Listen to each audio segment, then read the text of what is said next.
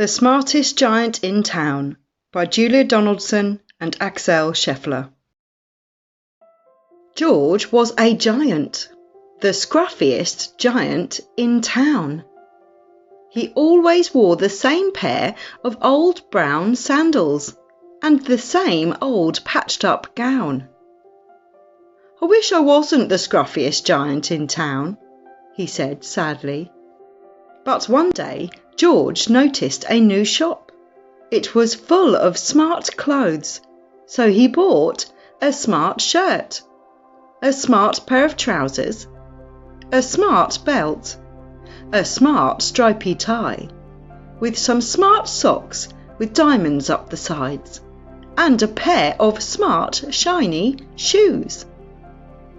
"Now I'm the smartest giant in town," he said proudly. George left his old clothes behind in the shop. He was about to go home when he heard a sound. On the pavement stood a giraffe who was sniffing sadly. "What's the matter?" asked George. "It's my neck," said the giraffe. "It's so very long and so very cold. I wish I had a long, warm scarf." "Cheer up," said George, and he took off his stripy tie. "It didn't match my socks anyway," he said, as he wound it round and round the giraffe's neck. It made a wonderful scarf. "Thank you," said the giraffe. As George strode towards home, he sang to himself. "My tie is a scarf for a cold giraffe, but look me up and down, I'm the smartest giant in town." George came to a river. On a boat stood a goat who was bleating loudly. "What's the matter?" asked George. "It's my sail," said the goat. "It blew away in a storm. I wish I had a strong new sail for my boat." "Cheer up," said George, and he took off his new white shirt. "It kept coming untucked anyway," he said, as he tied it to the mast of the goat's boat. It made a magnificent sail. "Thank you," said the goat. George strode on, singing to himself. "My tie is a scarf for a cold giraffe, my shirt's on a boat as a sail for a goat, but look me up and down, I'm the smartest giant in town." George came to a tiny ruined house.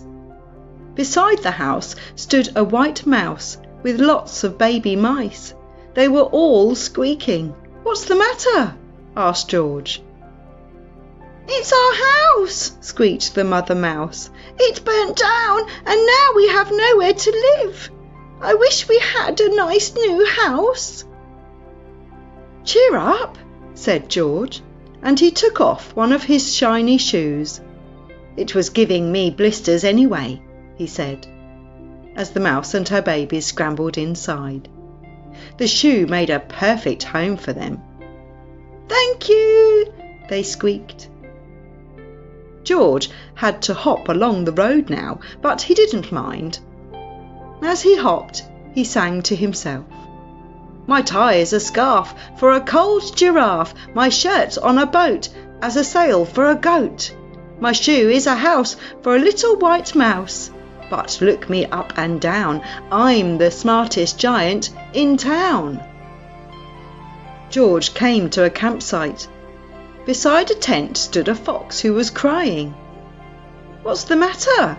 asked George.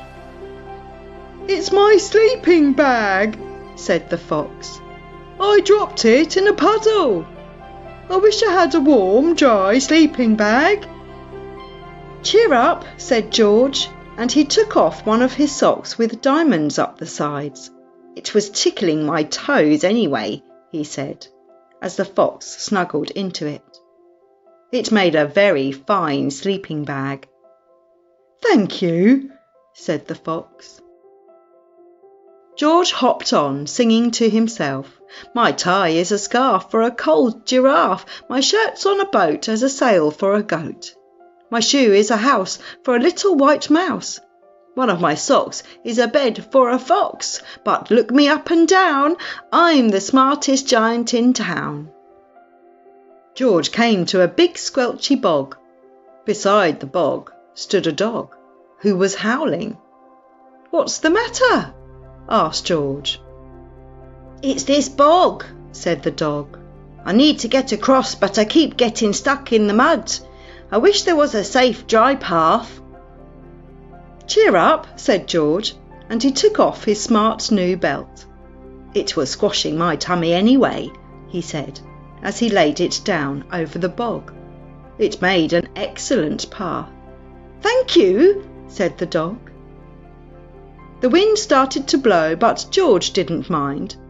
He hopped on, singing to himself, "My tie is a scarf for a cold giraffe. My shirt's on a boat as a sail for a goat. My shoe is a house for a little white mouse. One of my socks is a bed for a fox. My belt helped a dog who was crossing a bog. But my trousers are falling down. I'm the coldest giant in town." Suddenly George felt sad and shivery and not at all smart. He stood on one foot and thought, "I'll have to go back to the shop and buy some more clothes," he decided. He turned round and hopped all the way back to the shop. But when he got there, it was closed. "Oh no!" cried George. He sank down onto the doorstep and a tear ran down his nose. He felt as sad as all the animals he had met on his way home. Then, out of the corner of his eye, he saw a bag with something familiar poking out of the top. George took a closer look. "My gown!" he yelled. "My dear old gown and sandals." George put them on. They felt wonderfully comfortable. "I'm the cosiest giant in town," he cried, and he danced back home along the road. Outside his front door stood all the animals he had helped. They were carrying an enormous present. "Come on, George," they said, "open it." George untied the ribbon. Inside was a beautiful gold paper crown and a card. "Look inside the card, George," said the animals. George put the crown on his head and opened the card. Inside it said, "Your tie is a scarf for a cold giraffe. Your shirt's on a boat as a sail for a goat. Your shoe is a house for a little white mouse. One of your socks is a bed for a fox. Your belt helped a dog who was crossing a bog. So here is a very fine crown to go with the sandals and gown of the kindest giant in town."